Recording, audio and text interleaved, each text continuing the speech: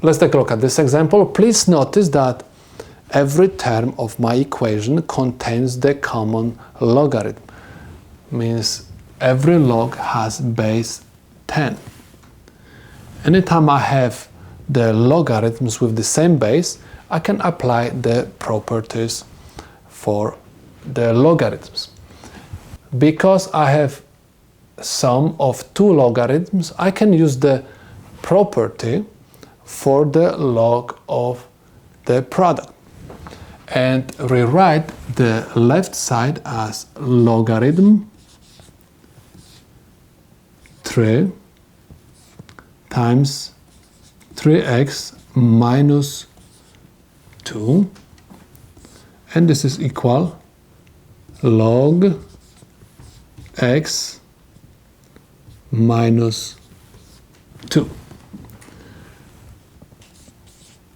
I have log, I have to distribute this 3 into the parentheses, and I'm going to have 9x minus 6 is equal logarithm x minus 2. Because I have logarithm on both sides of the equation and both logarithms have exactly the same base 10, I remove these two logs and I'm going to end up with 9x minus 6 equals x minus 2. I have to solve this equation for x. So in order to find x, I have to move this x to the left side and negative 6 to the right side. And I'm going to have 9x minus x is equal negative 2 plus 6. 9x minus x is equal 8x equals negative 2 plus 6 is equal 4.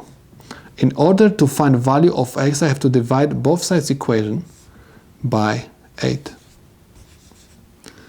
8 and 8 will cancel out. I have x equals 4 divided by 8. 4 and 8. Both of them are divisible by 4. My answer is 1/2. This is the solution to the problem. But before we are going to say that this is the final answer, we have to make sure that the answer is correct.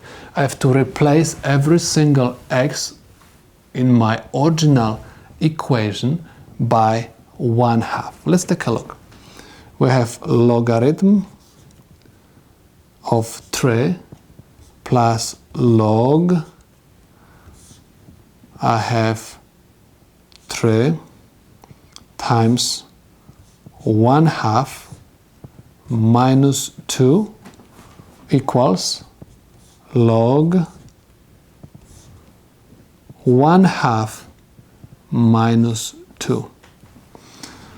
This is going to be logarithm of 3 plus log 3/2 minus 2 equals log of negative 1 and 1/2.